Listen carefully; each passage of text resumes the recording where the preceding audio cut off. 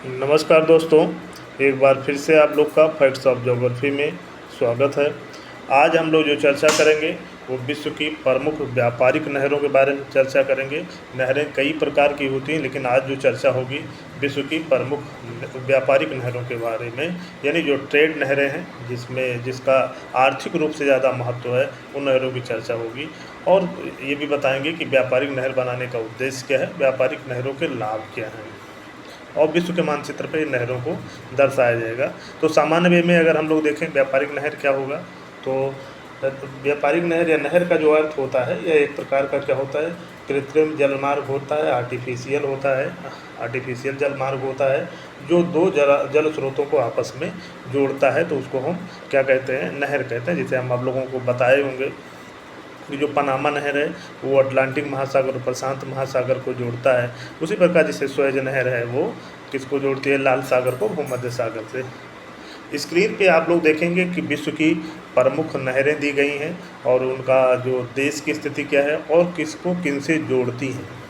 तो ये विश्व की सबसे इम्पॉर्टेंट व्यापारिक नहरें हैं। इसके बारे में अक्सर आप लोग का कंपटीशन में हर प्रकार के एग्ज़ाम में क्वेश्चन आता है। जैसा कि हम आप लोगों को स्वेज नहर और पनामा नहर के बारे में, जो दुनिया की सबसे इम्पॉर्टेंट नहरें हैं, उसके लिए अलग से वीडियो बनाया है, जिसको मैं डिस्क्रिप्शन बॉक्स में या प्लेलिस्ट में आप लोग को डाल दूंगा, उसको आप देख सकते हैं। तो विश्व की जो हम लोग कह सकते हैं एक प्रमुख जो नहर है, कुछ नहरों की हम लोग जो चर्चा करते हैं, उसमें एक नहर है बीजिंग हांगचाओ ग्रैंड कैनाल। जैसा नाम से ही लग रहा है कि ये चाइना की एक नहर है। यह विश्व की सबसे बड़ी और सबसे पुरानी नहर है। जो बीजिंग हांगचाओ ग्रैंड कैनाल है, ये क्या है, ये विश्व की सबसे बड़ी और सबसे पुरानी नहर है। ध्यान दीजिएगा इस चीज़ को। और यह नहर जो होती है, ये चीन की एलो नदी, जिसको हांगहो नदी कहा जाता है, तथा यांग टीसीक्यांग या यांगत्जी नदी को जोड़ती है। जैसा आप लोग चित्र में देखते हैं, पूरा लगभग पूर्वी दक्षिणी तटीय भाग दिख रहा होगा। इसकी जो कुल लंबाई है वो 1776 किलोमीटर है। यह उत्तरी चीन तथा दक्षिणी चीन के मध्य संपर्क स्थापित करती है, यानी कई नहरों को आपस में, जो कई नदियों को जोड़ती हुई जाती है। लेकिन इसमें जो मुख्य नदी है वो येलो नदी यानी हांगहो नदी और यांग टीसीक्यांग नदी है। इस नहर को विश्व विरासत में भी शामिल कर लिया गया है और इस कैनाल का निर्माण 468 ईसा पूर्व ही कंप्लीट हो गया था, यानी 468 ईसा पूर्व इस नदी को इसका किया गया था, इस नदी का निर्माण किया गया था। यह चीन की 5 प्रमुख नदी घाटियों को जोड़ती है, जिसमें आप लोग को हमने बताया कि येलो नदी और हांगहो नदी मुख्य है। दूसरी एक और प्रमुख नहर जो आप लोग में अक्सर पूछा जाता है, ये कील नहर है। कील नहर जो लगभग 98 किलोमीटर लंबी है, यह बाल्टिक सागर को उत्तरी सागर से जोड़ती है। यूरोप का अगर ऊपर साइड में देखेंगे तो उत्तरी सागर को बाल्टिक सागर में जोड़ती है। इस नहर को 1948 तक केसर विल्हेम नहर कहा जाता था। इसका पुराना नाम है केसर विल्हेम नहर कहा जाता था। यह विश्व की सबसे व्यस्ततम नहर है, बहुत ज़्यादा व्यस्त रहती है, बहुत ज़्यादा इसमें पानी के जहाज जाते हैं। और ये 1887 से 1895 के मध्य बनाई गई थी ये नहर। तो ये बहुत ही इम्पोर्टेंट नहर है। एक और जो नहर है ये वोल्गा डॉन जहाजी नगर है। यह रूस की वोल्गा और डॉन नदियों को परस्पर जोड़ती है तथा कैस्पियन सागर से संपर्क स्थापित करती है। 101 किलोमीटर लंबी है और इसका निर्माण 1948 से 1952 के बीच किया गया। ये एक बहुत महत्वपूर्ण नदी है रूस की। एक और नदी है डेन्यूब काला सागर नहर, ये पश्चिमी यूरोप की नहर है। इसके अलावा एक नहर पड़ती है हस्टन जहाजी नगर, यह यूएसए के गैल्वेस्टन की खाड़ी को मैक्सिको की खाड़ी से जोड़ती है। अन्य अगर हम प्रमुख नहरों की चर्चा करें तो एक कोरिंथ नहर है। यह यूनान नगर में है। यह नहर यूनान देश में है, जिसको ग्रीस कहा जाता है। ये एजियन सागर को आयोनियन सागर से जोड़ती है, यानी एजियन सागर को किससे जोड़ती है, आयोनियन सागर जोड़ती है। और ये दोनों जो सागर है भूमध्य सागर के भाग हैं। अब जो अन्य प्रमुख नहरों में देखा जाए, सू नहर है। इसे सुलॉक्स भी कहा जाता है। यह नहर कहाँ पे है, जैसा चित्र में आप लोग को दिख रहा है, ये ह्यूरन और सुपीरियर झील को आपस में जोड़ती है। वास्तव में ह्यूरन और सुपीरियर झील को सेंट मैरीज नदी जोड़ती है, क्योंकि सुपीरियर झील और ह्यूरन झील की जो सुपीरियर झील है वो ह्यूरन झील की अपेक्षा 7 मीटर अधिक ऊंचाई पर स्थित, इसलिए सू नहर का निर्माण लॉक्स के रूप में किया गया। लॉक्स के बारे में थोड़ा सा बाद में आप लोग को बताएंगे। इस प्रकार सू नहर यूएसए और कनाडा की सीमा पर स्थित महान झीलों के परिवहन का एक भाग है। जो महान झीलें हैं और यूएसए और कनाडा की सीमा पर हैं, उसके बीच में ये क्या करती हैं, उस परिवहन मार्ग का एक भाग है।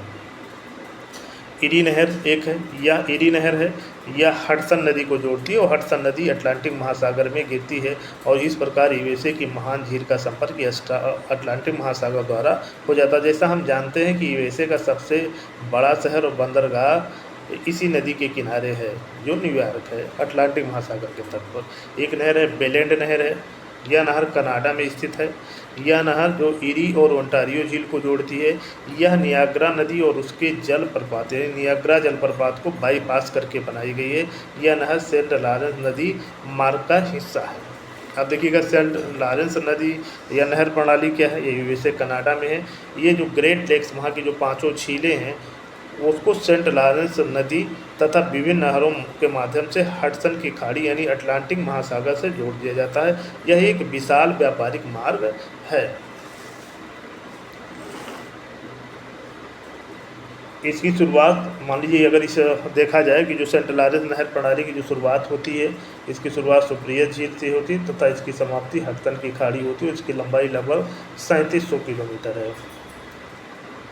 इस जलमार्ग में जो शामिल है, क्या क्या शामिल है, जो हम लोग ग्रेट सेंट लॉरेंस नहर प्रणाली में क्या क्या शामिल है, इस जलमार्ग में क्या शामिल है, तो इसमें ग्रेट लेक्स शामिल है, सुपीरियर झील शामिल है, ह्यूरन झील शामिल है, मिशिगन, इरी और ओंटारियो झील, इसमें 5 झीलें शामिल है। इसके अलावा बेलेंड नहर, सेंट लॉरेंस नदी। अब थोड़ा सा मैं चर्चा बता दूं कि जो लॉक्स के बारे में हम लोग बता रहे थे कि लॉक क्या होता है, जैसे आप लोगों को मैं पनामा नहर के बारे में बताया भी था। तो इस झील में जो अगर देखा जाए जो लॉक्स हैं लगभग 15 लाख हैं और 15 से अधिक लॉक्स हैं। लॉक सिस्टम क्या होता है, इसका उपयोग उस क्षेत्र में होता है जहां विभिन्न जल स्रोतों के जलीय सतह में अंतर होता है और लॉक के जरिए क्या होता है, जहाज़ों को ऊपर नीचे करके क्या किया जाता है, एक स्रोत से, एक जल स्रोत से दूसरे जल स्रोत में क्या किया जाता है, गुजारा जाता है। तो ये होता है लॉक्स होता है। इसके अलावा अन्य नहरों की अगर हम लोग बात करें तो ये एक नहर है कोरिंथ नहर है, ये कहाँ पे है, यूनान में है, जैसे हम आप लोग को बताए हैं। एक नहर और है न्यू वाटर बे नहर है, ये नीदरलैंड में है। ये इस नहर की खास बात क्या है, ये जो दुनिया का सबसे बड़ा नदी बंदरगाह है जो राइन नदी के किनारे पे है, रॉटरडैम बंदरगाह को उत्तरी सागर से जोड़ती है। यह आपको हम बता दें कि दुनिया का सबसे बड़ा नदी बंदरगाह है राइन नदी तट पर स्थित है। तो कहा जाता है राइन नदी में चूँकि बड़े जहाज़ नहीं आ पाते थे, तो डायरेक्ट समुद्र से संपर्क स्थापित करने के लिए न्यू वाटर बे नहर का निर्माण नीदरलैंड में किया गया। एक अन्य नहर है गोटा नहर है, ये बाल्टिक सागर के पूर्वी भाग को पश्चिमी भाग से जोड़ती है। यह नहर स्वीडन में है और इसको गोटा नहर इसलिए कहा जाता है कि ये स्वीडन के गोटा प्रायद्वीप को काटकर बनाई गई है। इस नहर को क्या कहा जाता है, the blue ribbon of the Sweden भी कहा जाता है। इतना इसका महत्व है कि इसको the blue ribbon of the Sweden कहा जाता है। तो इस तरह हम लोग देखते हैं कि दुनिया में बहुत सी नहरें पाई जाती हैं जिनका व्यापारिक और अन्य प्रकार का महत्व होता है। व्यापारिक के अलावा नहरें क्या होती हैं, सामरिक दृष्टि से बहुत महत्वपूर्ण होती हैं। जैसा मैंने पिछले वीडियो में आपको स्वेज नहर के बारे में बताया, व्यापारिक भी इनका महत्व होता है, सामरिक महत्व इनका होता है नहरों का। तो आज आप लोगों को हमने विश्व की प्रमुख नहरों के बारे में बताया और आशा करता हूँ कि ये जानकारी भी आप लोग को अच्छी लगी होगी। अगर आपको ये जानकारी अगर अच्छी लगी हो तो आप लोग से एक बार फिर से रिक्वेस्ट है कि आप लोग चैनल को सब्सक्राइब करिए और लाइक करिए, बेल आइकन का बटन दबाइए ताकि आपको नए नए वीडियो आपको मिलते रहें। आपको हम बता दें कि जो ये जानकारी आपको दी गई है ये सभी प्रकार की परीक्षाओं के लिए उपयोगी है, चाहे जो यूपीएससी के बच्चे एग्ज़ाम देते हैं, यूपीपीसीएस का एग्ज़ाम देते हैं, टीजीटी, पीजीटी, यूजीसी, जीडीसी जैसा एग्ज़ाम देते हैं, उस सब के लिए उपयोगी है। और ये सारी जानकारियाँ जो ली गई हैं वो क्या है, ये ऑथेंटिक स्रोत से ली जाती है और आयोग के जो आंसर की आते हैं उससे भी मिलान किया जाता है कि आयोग किसको आंसर मानता है। तो एक बार मैं आप लोगों को फिर से बता दूं कि जो नहरें क्या होती हैं, एक प्रकार का क्या होता है, कृत्रिम जलमार्ग होता है। जो व्यापारिक नहरें होती हैं एक प्रकार का कृत्रिम जलमार्ग होता है जो दो जल स्रोतों को आपस में जोड़ता है। तो इस तरीके से आप लोगों को आज प्रमुख नहर के बारे में बताया गया। आशा करता हूँ कि आप लोग को ये जानकारी अच्छी लगी होगी। धन्यवाद।